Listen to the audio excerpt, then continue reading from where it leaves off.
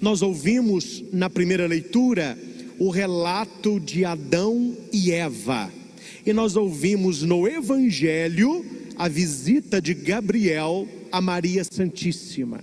Por que a igreja coloca na mesma missa duas mulheres? Porque uma é o contrário da outra.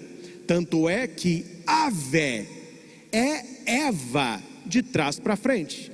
Se você quer saber quem é Maria, veja Eva ao contrário. E você quer saber quem é Eva, veja Maria Santíssima ao avesso. Uma é contrária à outra. Eva conversa com o diabo, com o demônio, em forma de serpente.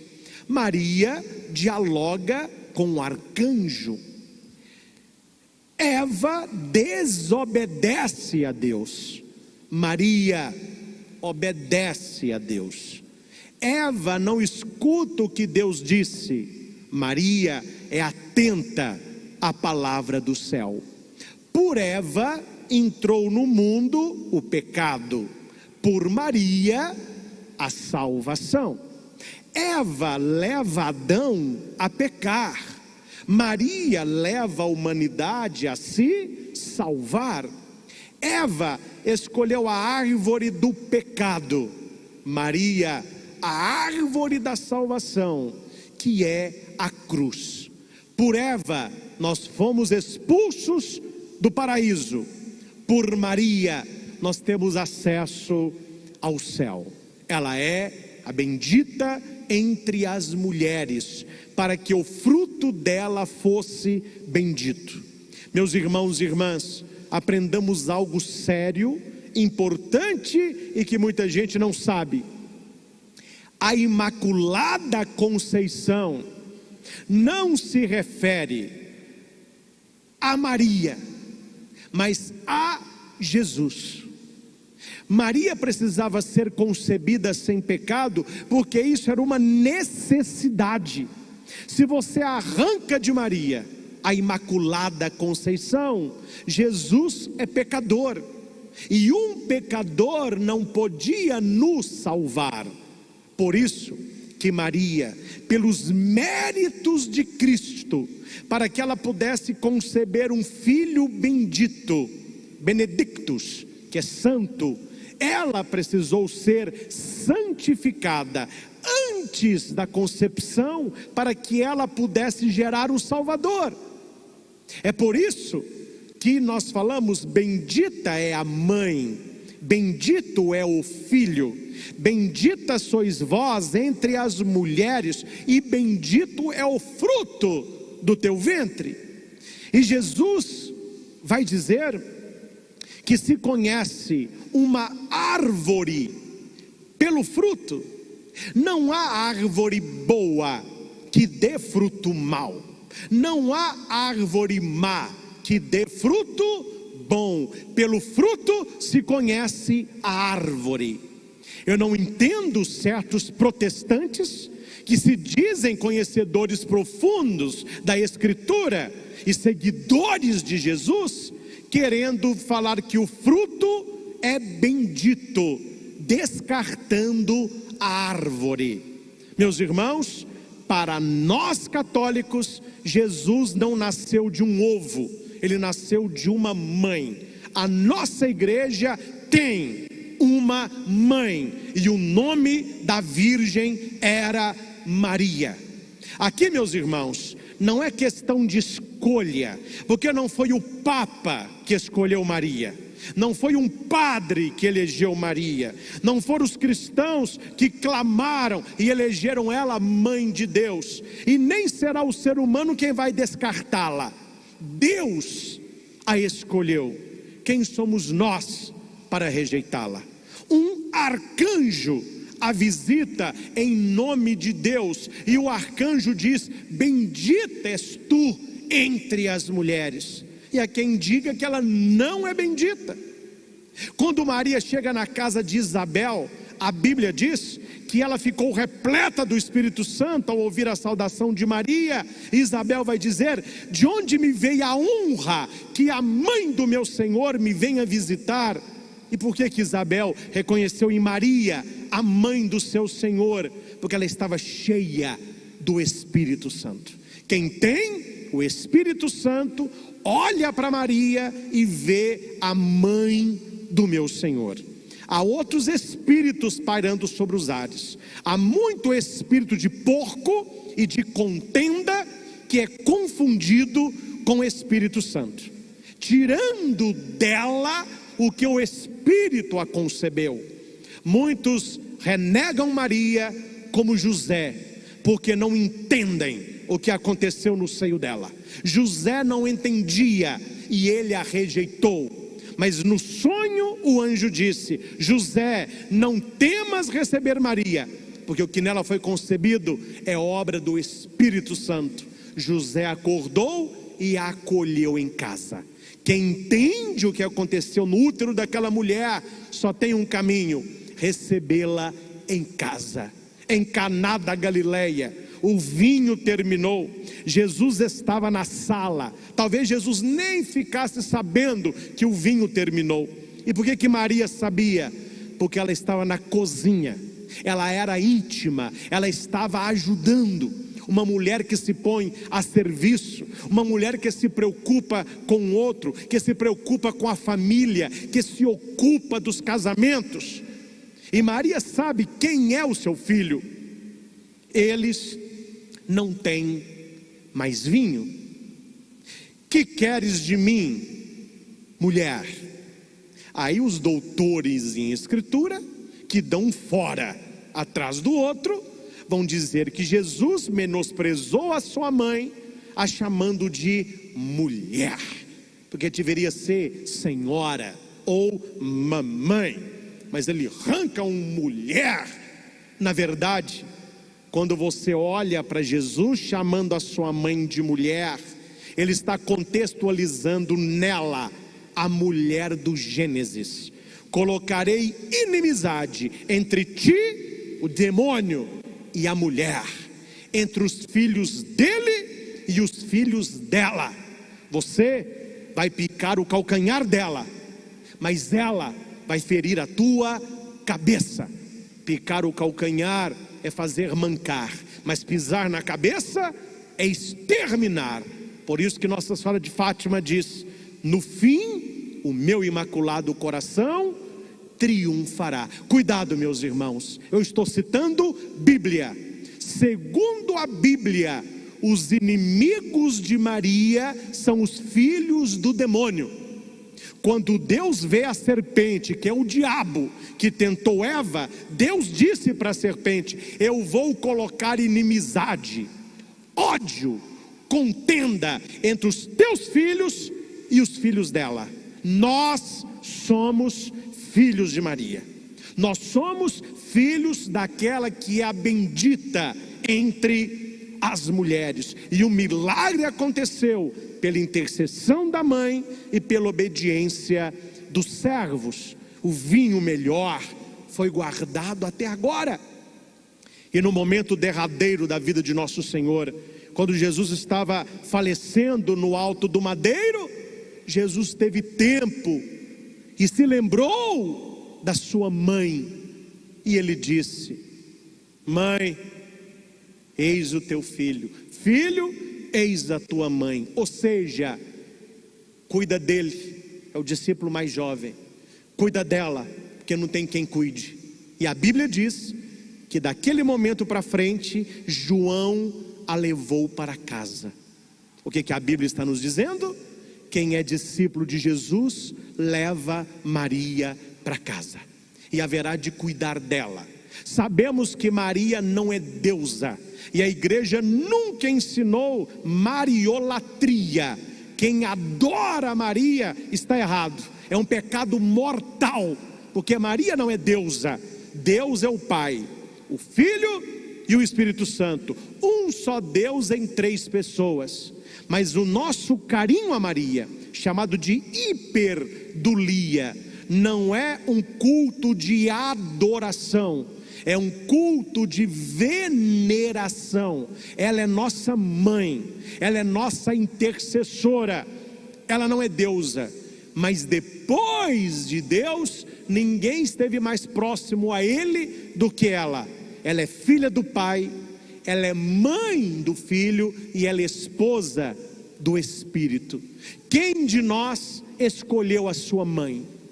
Quem de nós escolheu a sua mãe? Nós que aqui estamos e vocês que nos acompanham. Escolha para mim uma pessoa nessa terra que escolheu a sua mãe. Ninguém escolheu a sua mãe. E nós amamos a nossa mãe. Eu amo a minha. E se eu tivesse que escolher, seria ela. Com certeza você escolheria a sua. Se nós não escolhemos a nossa mãe, mas amamos a nossa mãe, saiba que Jesus escolheu a dele. Deus que escolheu Maria, coisa que Maria não é oferecida, ela foi escolhida, e o anjo a saúda e diz: o Senhor te escolheu, você é cheia de graça, e você vai conceber o Emanuel, que é Deus conosco. Meus irmãos, como que nós vamos rejeitar aquela que Jesus escolheu por mãe? Como que nós não vamos nos espelhar na oração com Maria, por Maria e em Maria, por aquele que a venerou como mãe? Os escritos do início do cristianismo nos mostram que todos os discípulos a chamavam de mãe. Nós vemos isso no filme do Mel Gibson, A Paixão de Cristo. Várias vezes o discípulo chega perto e diz: mãe. Eles a chamavam de mãe. Gabriel a chamou de bendita entre as mulheres. Isabel a chamou da mãe do meu Senhor. João a levou-a para casa, e a igreja a venera como mãe, rainha do céu e da terra, concebida sem pecado, imaculada conceição pelos méritos de Jesus Cristo. Agora, meus caros, quando você encontrar alguém desprezando Nossa Senhora, falando mal de Maria, tirando-a da história da salvação, tudo bem, tudo bem. Só que esta pessoa, ela tem que te provar quem ela é. Ao invés de falarem mal de Maria, precisam de um espelho, precisam de uma autodefinição, de um autoconhecimento. Por que o senhor está falando isso, padre? Pensa comigo, seja inteligente. Coisa que Bíblia não é para gente que não tem QI. Para ler Bíblia tem que ter QI. O anjo a saúda. Isabel, cheia do Espírito Santo, a saúda. José, seguindo a orientação do anjo, a recebe.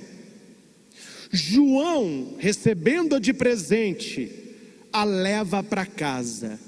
Tudo bem se querem falar mal de Maria, mas antes de falar mal de Nossa Senhora, esta pessoa precisa provar que ela é melhor do que um arcanjo, que ela tem mais Espírito Santo que Isabel, que a pessoa é mais santa que São José e mais carinhoso do que João. Se essa pessoa provar que ela é melhor que um arcanjo, melhor do que Isabel, melhor que São José, e que o discípulo amado deixa essa pessoa falar mal de Maria, porque ela tem autoridade para isso. Mas se essa pessoa não é um arcanjo, se ela não tem o Espírito Santo como Isabel, se ela não ouviu uma revelação como José, e se ela não é um discípulo amado de Cristo, seria muito melhor gargarejar com álcool e água sanitária, que faz bem para o corona, ao invés de falar blasfêmias contra a mãe de Deus.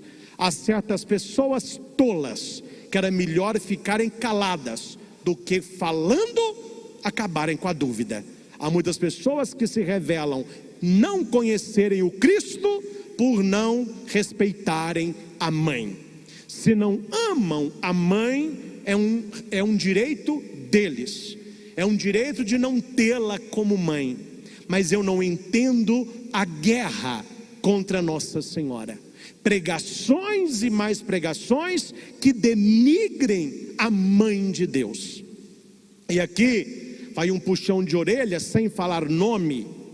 Um puxão de orelha. em muitos católicos, e não é nem católico, é catorente, é católico carente. Tem nada mais chato que católico carente, que fica procurando em pregações evangélicas, pregações protestantes, um alimento para a sua vida, seguindo certos pastores que denigrem Nossa Senhora, e a pessoa está inscrita no canal, e a pessoa fica dando like, a pessoa fica compartilhando o vídeo. Nós precisamos, meus irmãos, fazer uma opção sólida por aquilo que é da nossa fé cristã católica, conhecer a nossa religião, para não ficarmos bebendo em cisternas diversas. Nós temos o depósito da fé, e precisamos conhecer aquilo que é nosso, para defender aquilo que é nosso, e parar com esse mimimi, nessa geração chata que nós estamos vivendo. 3 coisas não se discutem: futebol, política e religião. Futebol, eu não entendo nada. Quem goste, eu não entendo nada. A minha definição de futebol é a coisa mais importante das coisas menos importantes. Não estou falando que não é importante, é a mais importante daquelas sem importância. Há pessoas que perdem amigos, que perdem família, por causa de jogador que nem sabe que você existe. Segundo, política é uma área espinhosa, ainda mais nos dias que estamos vivendo, uma polarização social. Então, se você não vai discutir futebol para não perder a amizade, tá certo. Se você não vai entrar no campo político porque o outro é de um partido diferente, e aqui você tem que entender por que a igreja não entra em política, e quem entra, seja bispo ou padre, está errado. Igreja não entra em partido porque o nome partido vem de parte, e a igreja não pode se filiar a uma parte, elas têm que estar evangelizando o todo. É por isso que a igreja não pode fazer política partidária. A igreja fala de política, ela não fala de partido, e os que falam estão errados. Mas agora, meus irmãos, você vir com esse discurso que religião não se discute, eu vou te mostrar o que está por trás. Religião não se discute para quem não tem convicção. Religião não se discute para quem não conhece. E me perdoe aqui para nós uma franqueza, e eu falo com dor no coração: por que muitos católicos não discutem e defendem a fé católica? Por um motivo que eu digo em rede nacional, está gravado e pode falar que foi eu quem disse: porque a maioria não conhece a fé que professa, não conhece. Se você apertar, não sai nada. Então é que eles falam, sai pela tangente. Religião não se discute. Não se discute porque não sabe. Porque se sabe, você coloca as cartas na mesa, você cita textos bíblicos, você cita o magistério da igreja, você conhece o depósito da fé, você conhece os textos litúrgicos. Em poucas citações, você desarma quem não conhece. Há pessoas que frequentam o santuário e, graças a Deus, estão aprendendo Bíblia, que já não ficam calados quando alguém toca a campainha e fica com revista, panfleto e vomitando goma. A pessoa escuta e fala: olha, eu escutei você, agora você me escute. Isso que você falou não é isso, por causa disso. Isso que você falou não confere, porque você citou tal versículo, mas em tal livro fala isso. O que essas pessoas me dizem? Padre, agora eles saltam a minha casa. A campainha lá de casa não toca mais no domingo de manhã. Por quê? Porque sabe. Mostrou que sabe, então eles não vão discutir com quem sabe. Mas a grande massa está nessa frieza espiritual, nessa mediocridade católica, que não sabe nada, aí fica escutando, balança a cabeça, com uma tartaruga, fica só assim, ó, com esse calanguinho em pé no dia de sol. A pessoa fala o que quer, você não sabe nem questionar, você não sabe nem mostrar um versículo. Meus irmãos, nós precisamos beber esta noite, e serei breve nessas 3 colunas, em 3 pontos centrais da devoção a Nossa Senhora. É interessante que em certas igrejas não se fala de Jesus Cristo. E ninguém comenta isso. Eu estou falando igreja católica, outras igrejas. Certas igrejas, você pode assistir o culto, programas de televisão, não se fala o nome Jesus Cristo. É só Davi, é só Salomão, é só Jezabel, é só Abraão, é só Judite, Esther e companhia. Não citam Jesus Cristo, não citam carta de São Paulo e muito menos as cartas de São Pedro. Assista com esse olhar. Você vai ficar, gente, eu nunca tinha pensado nisso. Assista um culto de certas igrejas que estão aí na rede, do início ao fim. Eu fiz isso como estudo. Durante uma semana eu vi várias transmissões, vários cultos, e tira isso, e põe aquilo, e pega aquilo, e joga. Não se disse uma semana o nome Jesus Cristo. Não se fala de Jesus Cristo. E os testemunhos estão longe de uma conversão pessoal. É muito mais uma conversão financeira. A gente não vê uma conversão pessoal. Cuidado. Cuidado para você não abrir mão daquilo que é próprio da nossa fé cristã. Se a pessoa é judia, se é um judeu, é normal não falar de Jesus. Se a pessoa é muçulmano, nós entendemos. Se é budista, nós respeitamos. Mas agora, alguém que se fala cristão, Jesus Cristo é o Senhor, enche a boca, é o Senhor. Mas você não ouve num culto sequer uma vez o nome de Jesus, se baseando totalmente no judaísmo e no Antigo Testamento, e o povo babando, achando que que descobriram a roda. E muitos lá eram, ou talvez não foram, mas frequentavam a igreja católica. Cantavam para Nossa Senhora, recebiam a hóstia como se fosse uma bolacha, porque não entenderam nada. Participaram da missa voando, também não entendiam nada. Era uma coisa na igreja, outra fora. Aí agora não eram nada, viraram alguma coisa. Então, meus irmãos, estou falando para nós, que somos cristãos católicos, nós precisamos ser portadores da boa nova. Porque a pregação no microfone, talvez você nunca fará. Talvez você não tenha acesso a um microfone, um púlpito para você pregar. Ou você pode pregar com a vida. Você pode pregar na sua casa. Você pode pregar na rotinha de almoço do seu local de trabalho. Padre, eu tenho dificuldade de falar. Então viva o Evangelho. Viva o Evangelho. Seja um católico como tem que ser evangélico. Eu sou altamente evangélico. Eu não sou protestante, eu não sou neopentecostal, mas eu sou um evangélico católico, porque o Evangelho é a base da minha vida, e foi por ele que eu me consagrei, porque o Evangelho é Jesus. Quando você diz evangélico, é evangelium, é boa nova. Quem é a boa nova? É Jesus. Aí alguns querem separar. Não, você é católico e eu sou evangélico. Não, meu filho, eu também sou evangélico. Eu não sou evangélico a descendência protestante, eu sou católico, mas a minha base é o Evangelho. Tanto que tudo isso que eu citei da vida de Maria, eu tirei de onde? Do livro de Alice do País das Maravilhas. Estou contando aqui historinha de Chapeuzinho Vermelho. Citei para você um texto atrás do outro no Evangelho. Então a Bíblia me mostra que o verdadeiro evangélico, ele conhece a história de Jesus Cristo e por causa disso ama Nossa Senhora. Não há como pela palavra você descartar Nossa Senhora. Você descarta Maria por uma interpretação detencionosa, maldosa e fora de contexto.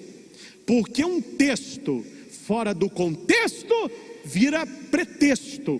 E nós precisamos conhecer e amar a nossa fé. Porque eu vou te contar a verdade, meus irmãos. A igreja está lascada se a pregação depender dos padres, dos bispos e do papa. Se depender só do clero, a igreja está lascada. Ai, padre, como assim? Porque há lugares que a minha voz não chega. Há lugares que a pregação da igreja não chega, mas você é igreja, e você vai a lugares que eu não vou. Você conhece pessoas que não me conhecem, você convive com pessoas que não vêm ao templo. Então essas pessoas não vão escutar nem a minha voz, nem a do bispo, nem a do papa, mas elas vão conhecer Jesus através da pregação de quem? Da sua. O testemunho de quem? Do seu. O amor a Jesus que eles vão conhecer vem de quem? Do seu coração. Então nós como igreja, quando eu falo nós, o clero católico, diácono, padre e bispo, e o povo de Deus que você faz parte, nós todos devemos ser arautos do Evangelho, propagadores do Evangelho, conhecedores de Jesus Cristo, devotos de Maria Santíssima, sem briga, sem soco, sem rabo de arraia, sem facada, sem tiro, não precisa de nada disso, mas mantendo a calma, ser firme e convicto de que você sabe. Na primeira resposta, a gente conhece quem sabe e quem enrola. É igual a prova. A hora que o professor começa a corrigir a prova, na primeira questão ele sabe, o cara fechou a prova, ou ele enrolou e não fez nada aqui. Então seja firme na sua fé, seja sereno, mas firme. E finalizo, meus caros, com 3 situações que todos nós vamos passar. E devemos passar porque somos devotos de Maria. Repitam comigo: promessa, deserto, alegria. Essas 3 palavras tanto Abraão viveu como Maria viveu. Se Abraão é o pai da fé, Maria é a mãe da fé. E você faz uma comparação perfeita de Abraão, de Maria e a nossa família. Abraão estava debaixo de promessa. Deus disse para Abraão assim: sai da tua terra, larga a tua família e vai para o lugar que eu vou te mostrar. Você será pai de uma multidão. Quem te amaldiçoar, eu vou amaldiçoar. Quem te abençoar, eu vou te abençoar. Você vai abençoar as famílias da terra. Abraão estava debaixo de uma promessa. Quando Gabriel visita Maria, ele dá para Maria uma promessa: você será mãe. Você será mãe de Nazaré. O problema de Abraão era a idade. O problema de Maria era a virgindade. E os dois enfrentaram o obstáculo na fé. Abraão, quando teve Isaac com Sara, ele chamava Abrão e Sarai. Deus muda o nome de Abrão para Abraão e o nome de Sarai para Sara. E eles têm o pequenino Isaac. Abraão tinha 99 anos. Quando Deus disse que a profecia iria se cumprir, ele tinha 75 anos. Demorou mais 25 para ele carregar o filho. O dia que ele pegou o filho no colo, ele tinha 100. Sara, uma mulher de fé, mas que tem uma vacilada. Não vamos falar mal de Sara, mas ela deu uma escorregada aqui. Porque ela viu que estava demorando a promessa se cumprir. O que ela fez? Quem conhece a Bíblia aí? Abraão, vem cá. Estou vendo que de nós dois, meu filho, não vai sair nada. Pega Agar, que é a nossa escrava egípcia, tem um filho com ela, Ismael. Sara não esperou, e ele teve um filho, Ismael, com Agar, que era uma escrava egípcia. Depois disso, Deus dirige novamente a Abraão: a tua mulher será abençoada, a tua mulher vai conceber, a minha palavra não volta atrás. Aí aparecem 3 anjos, fala que ano que vem Abraão terá o filho no colo. Sara dá na barraca, ela dá uma risadinha. O anjo fala: você riu? Ela fala: não ri. Mentirosa, riu sim, mas a promessa vai ser cumprida. E a criança vem. Qual que era o empecilho de Abraão? A idade. De Sara, a incredulidade. De Maria, a virgindade. Tanto que Maria pergunta: mas como que vai acontecer isso? Eu não conheço homem, eu sou virgem. Partenos, eu sou virgem. Como que Cheia de Deus? Eu sou cheia de Deus, mas eu não tenho homem. O Espírito Santo vai cuidar disso aí. Sara carregou o seu filho, Maria o dela. Tanto Abraão como Sara enfrentaram na fé, e os dois subiram no monte. Deus pede para Abraão a vida do seu filho, e ele sobe o monte Moriá. Deus pediu a Maria a vida do seu filho, e ela sobe o monte da caveira, Gólgota. Só que Maria foi além de Abraão, porque quando ele iria matar o filho, o anjo fala: para, Deus viu a tua fidelidade. E quando ele olha do lado, tem um cabritinho, um cordeirinho preso no espinho pelo chifre. Cordeiro de Deus, que tirais o pecado do mundo. Aquele cordeiro era um símbolo de Jesus. Ele não precisa sacrificar o seu filho, ele sacrifica o cordeiro. Com Jesus, Maria vai até o final. Deus leva a cabo o seu plano salvífico, e Jesus falece, e Maria permanece de pé. Eis aqui a tua serva. E o terceiro ponto, a alegria que Abraão respondeu a Deus, e a alegria que Maria sentia em Deus. A minha alma engrandece o Senhor, exulta meu espírito. Meus irmãos, nós estamos celebrando também o Dia Nacional da Família. E eu quero contextualizar essas 3 palavrinhas: promessa, sofrimento, sacrifício e alegria. A sua família está debaixo de promessa. Você está debaixo de promessa. Deus tinha um sonho para Abraão. Deus tinha um sonho para Maria. Deus tem um sonho para mim e um sonho para você. Receba a promessa de Deus para a sua vida, e não seja como Sara, não duvide e não ria das promessas de Deus. Segundo, não é porque somos de Deus que não vamos passar por dificuldade. Não é porque somos de Deus que não vamos sofrer. Abraão sofreu, quase ofereceu o seu filho. Maria sofreu, vendo Jesus na cruz. Nós haveremos de sofrer também. Mas se permanecemos com fé, a nossa tristeza se transformará em alegria. A alegria de Abraão de ser um homem de Deus, a alegria de Maria de receber um anjo de Deus, e a nossa alegria de, pela fé, vivemos as promessas e as tribulações de Abraão, de Maria, e vencê-las na fé. O que nos assemelha a Nossa Senhora não é apenas sermos devotos da sua intercessão, mas como ela aceitar a promessa de Deus, como ela subir os montes da caveira que cada um de nós terá que subir em vários momentos na vida e permanecer de pé, mas acima de tudo, como ela se alegrar no Senhor. A minha alma se alegra no Senhor, exulta meu espírito em Deus meu Salvador, porque Ele fez grandes coisas na sua pobre serva.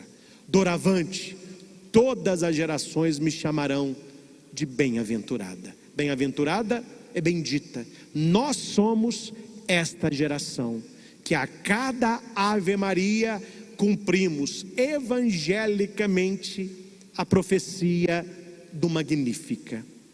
Que Nossa Senhora, a Imaculada Conceição, interceda por Deus pelas nossas famílias, pelas nossas vidas, pelo seu casamento, pelos seus filhos, pelas suas misérias, pelas suas doenças, porque a doença, a miséria, a tribulação, ela faz sempre uma ligação entre a promessa e a alegria do cumprimento, entre a promessa e a alegria da vitória, entre a promessa e a chegada do caminho.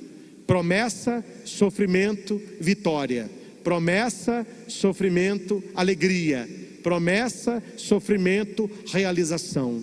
Quem não passar pela cruz não chegará à luz.